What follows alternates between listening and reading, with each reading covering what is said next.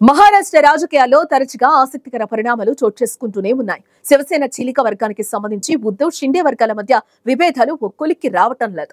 ఎమ్మెల్యేలపై అనర్హత వేటు వేయడానికి స్పీకర్ అంగీకరించకపోవడంతో ఉద్ధవ్ వర్గం సుప్రీంను ఆశ్రయించడంతో ఏ వివాదం మళ్లీ మొదటికే వచ్చినట్లయింది.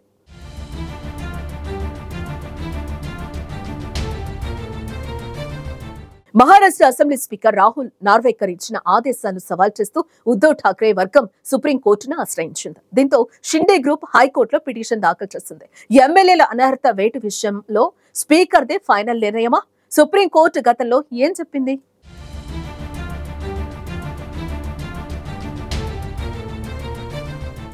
మహారాష్ట్ర రాజకీయాల్లో ఇటీవల కాలంలో కీలక మలుపులు చోటు చేసుకుంటున్నాయి. ముఖ్యంగా శివసేన రెండు వర్గాలుగా చీలినప్పటి నుంచి రెండు వర్గాల మధ్య విభేదాలు తారాస్థాయికి చేరాయి. జూన్ 2022లో చీలిక తర్వాత ఏక్నాథ్ షిండే నేతృత్వంలోని శివసేన వర్గాన్ని నిజమైన రాజకీయ పార్టీగా ప్రకటిస్తూ మహారాష్ట్ర అసెంబ్లీ స్పీకర్ రాహుల్ నార్వేకర్ ఇచ్చిన ఆదేశాలను సవాల్ చేస్తూ ఠాక్రే వర్గం సుప్రీంకోర్టును ఆశ్రయించింది. దీంతో షిండే వర్గం హైకోర్టులో పిటిషన్ దాఖలు చేసింది. 14 మంది శివసేన ఎమ్మెల్యేలపై అనర్హత వేటు వేయకూడదన్న స్పీకర్ ఆదేశాలను సవాల్ చేస్తూ శివసేన చీఫ్ విప్ భగత్ గోగావాలే దాఖలు చేసిన పిటిషన్పై బాంబే హైకోర్టు శివసేనకు నోటీసులు జారీ చేసింది.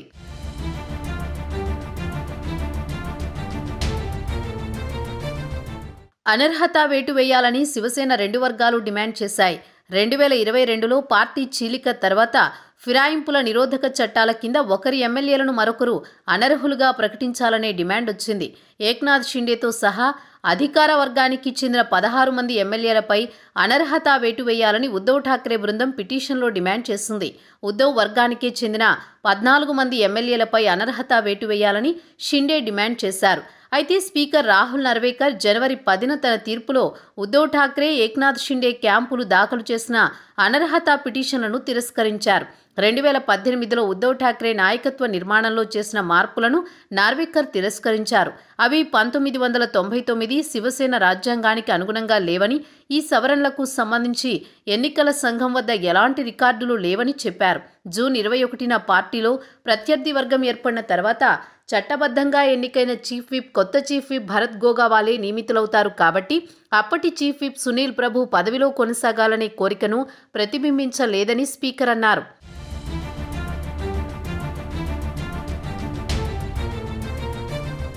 అయితే అంతకుముందు ఏక్నాథ్ షిండే నేతృత్వంలోని శివసేన చీలిక వర్గం ఎమ్మెల్యేలపై అనర్హత వేటు వేయాలంటూ ఉద్ధవ్ ఠాక్రే వర్గం విశ్వ ప్రయత్నాలు చేసింది. షిండే సహా మొత్తం 16 మంది ఎమ్మెల్యేలను అనర్హులుగా ప్రకటించాలని ఉద్ధవ్ ఠాక్రే వర్గం చేసిన అభ్యర్థనను తోసిపుచ్చారు మహారాష్ట్ర స్పీకర్ రాహుల్ నార్వేకర్. దీనిపై కొన్ని నెలల పాటు స్పీకర్ నిర్ణయం తీసుకోకపోవడంతో స్పీకర్ ఎలాంటి నిర్ణయం తీసుకుంటారా అనే సస్పెన్స్ కొనసాగింది. ఆ తర్వాత ఇటీవలే ఏక్నాథ్ షిండే వర్గం ఎమ్మెల్యేలపై అనర్హత వేటు వేయకుండా వారిదే అసలైన శివసేన అంటూ ఆ రాష్ట్ర శాసనసభ స్పీకర్ స్పష్టం చేశారు.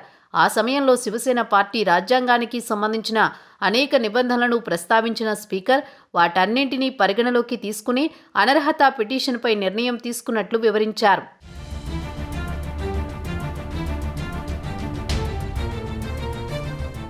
శివసేన పార్టీ చీలక ముందు 2019 అసెంబ్లీ ఎన్నికల్లో మహారాష్ట్రలో బీజేపీ 105 స్థానాల్లో గెలిచి అతిపెద్ద పార్టీగా అవతరించింది.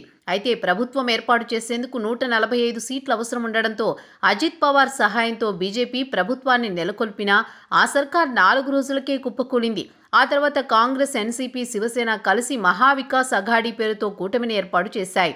ఫలితంగా విపక్ష కూటమిలోని శాసనసభ్యుల సంఖ్య 154కు చేరింది. అప్పటి శివసేన అధినేత ఉద్ధవ్ ఠాక్రే ముఖ్యమంత్రిగా మహారాష్ట్రలో ప్రభుత్వం కొలువుదీరింది. అయితే ఏక్నాథ్ షిండే తిరుగుబాటుతో మహావికాస్ అఘాడీకి పెద్ద షాక్ తగిలింది. దీంతో శివసేన రెండు వర్గాలుగా చీలిపోయింది. 30 మంది శాసనసభ్యులతో కలిసి పార్టీని వీడి బీజేపీతో జతకట్టారు ఏక్నాథ్ షిండే. అనంతరం షిండే సీఎం పదవిని చేపట్టారు. ఆ విధంగా శివసేన రెండుగా చీలడంతో పాటు ఏక్నాథ్ షిండేకు సీఎం పదవి దక్కింది.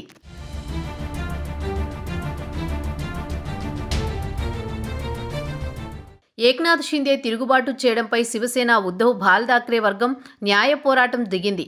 కానీ అప్పుడు 16 మంది శాసనసభ్యులకు మాత్రమే అనర్హత నోటీసులు జారీ చేసింది. ఉద్ధవ్ ఠాక్రే వర్గం అభ్యర్థనపై నిర్ణయం తీసుకోవాలని స్పీకర్ రాహుల్ నార్వేకర్ సుప్రీంకోర్టు 2023 మే 11న సూచించింది. ఆగస్టు 11లోగా ఈ పని పూర్తి చేయాలని గడువు ఇచ్చింది. అయినా స్పీకర్ తన నిర్ణయాన్ని అనేక నెలల పాటు వాయిదా వేశారు. ఉద్ధవ్ ఠాక్రే వర్గం కోరినట్లు 16 మంది శాసనసభ్యులపై అనర్హతా వేటు వేస్తే షిండే ముఖ్యమంత్రి పదవిని వీడాల్సి వస్తుందనే చర్చ సైతం సాగింది.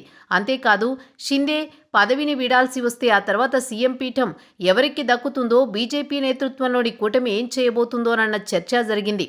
అయితే అలాంటి పరిస్థితికి ఏమాత్రం ఆస్కారం లేకుండా అనర్హత అభ్యర్థనను తోసిపుచ్చుతూ షిండేదే అసలైన శివసేనగా స్పీకర్ ప్రకటన చేయడంతో ఏక్నాథ్ షిండేకు పదవీగండం తప్పింది. ప్రభుత్వానికి కూడా ఎలాంటి సమస్య లేకుండా పోయింది.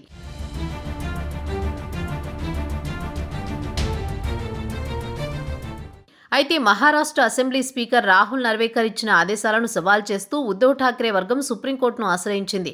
దీంతో షిండే గ్రూప్ హైకోర్టులో పిటిషన్ దాఖలు చేసింది. 14 మంది షిండే వర్గానికి చెందిన శివసేన ఎమ్మెల్యేలపై అనర్హతా వేటు వేయకూడదన్న స్పీకర్ ఆదేశాలను సవాల్ చేస్తూ ఉద్ధవ్ వర్గానికి చెందిన శివసేన చీఫ్ విప్ భరత్ గోగావాలే దాఖలు చేసిన పిటిషన్పై బాంబే హైకోర్టు శివసేనకు నోటీసులు జారీ చేసింది. షిండే వర్గానికి చెందిన ఎమ్మెల్యేలపై అనర్హతా పిటిషన్ వేయాలంటూ ఉద్ధవ్ వర్గం పోరాటం చేస్తూనే ఉంది. అయితే స్పీకర్ వారిపై వేటు వేసేందుకు నిరాకరించడంతో ఈ విషయంలో స్పీకర్ నిర్ణయమే ఫైనల్ కానుందా, లేక సుప్రీం ఈ విషయంలో జోక్యం చేసుకుంటుందా లేదా అన్నది ఆసక్తికరంగా మారింది.